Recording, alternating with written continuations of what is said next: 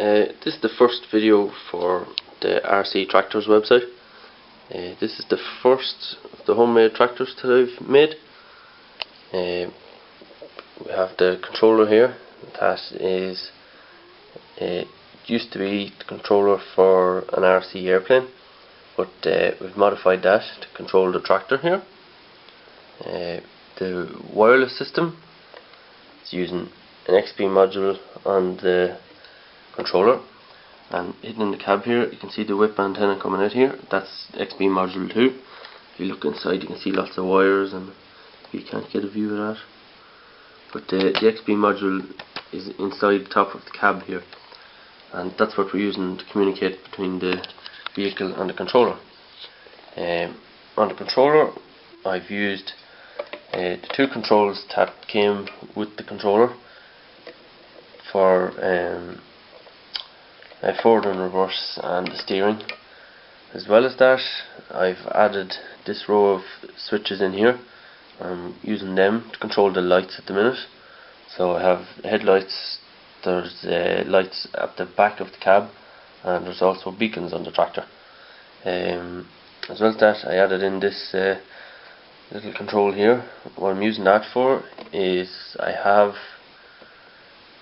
a mower at the minute, a steerable mower, and with this control here I can steer the mower. So basically that's for any accessories that I add to the tractor. I have also switches up here, and I can use them. For example, I have a dump trailer that I've made for the tractor, and I can use them to activate the dump trailer.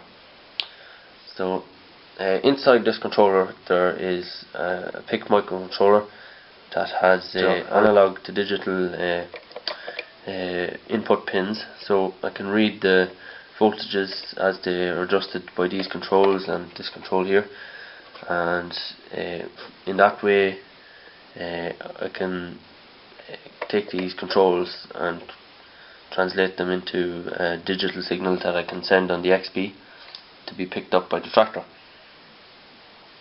Other than that, I added a power supply so I can plug in a supply to the wall, because unlike with the airplane you're more likely to be using this controller inside, so you can just hook it up to the mains electricity and not have to worry about batteries running low. This controller.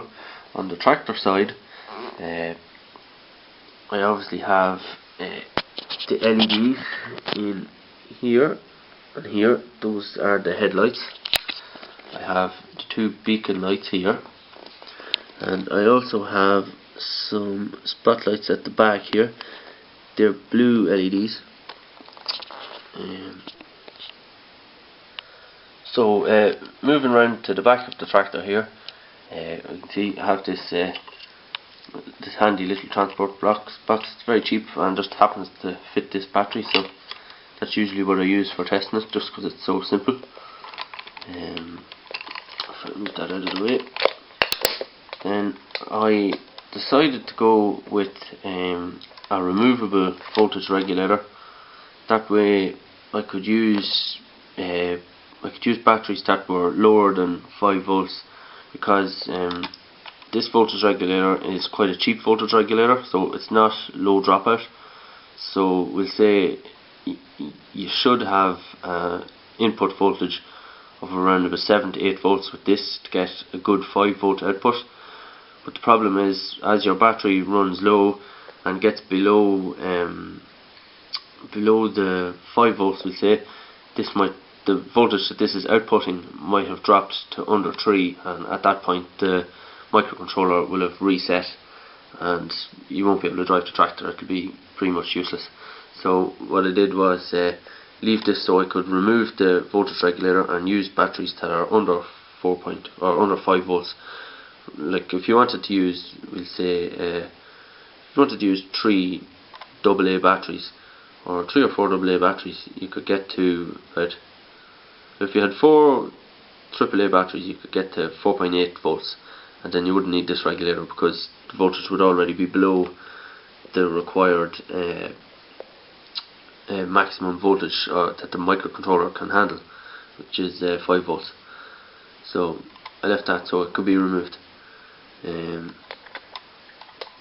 I also added to the tractor these two just header pin plugs, so I can plug in on this side. I can plug in a battery from an accessory, so I could have a trailer that has a large battery in it, so I could plug that in there and get power from the trailer, which would mean that the tractor, as you can see, the tractor doesn't have a battery on it anywhere.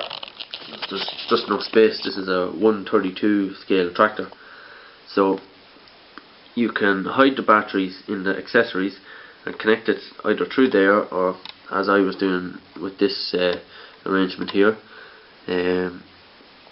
You also have on this side a signal out, so that's for your controls, where I was talking about earlier, these controls for your accessories that you might have. You can plug that in there, and so that way you can have your batteries hidden and you can still have a device that can be controlled as well as your tractor, so you're not just limited to your tractor's abilities when you're. So just to show you the features of this tractor, you obviously have forward and reverse and the steering. You also have these little trimming controls here, so we can set the the angle of the steering so that it's in the center position. You can also do the same with the trimmer here. So if I trim it away, you can see there it's set to go. Just move it up, the tractor comes to a stop. So that's what the trimming pots are for. We also have our light controls. So there's the beacons on the top there. Alright, and we have our lights at the rear of the tractor. We have blue LEDs, and we also have bright white LEDs at the front. That's them. And they're all controlled by the switches that are along here.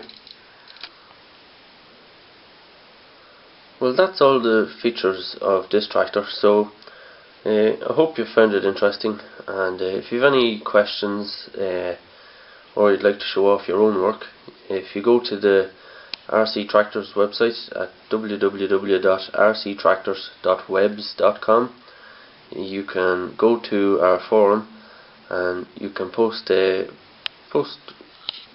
questions or show off your own tractors there, and so hope to see you there. Thanks for watching.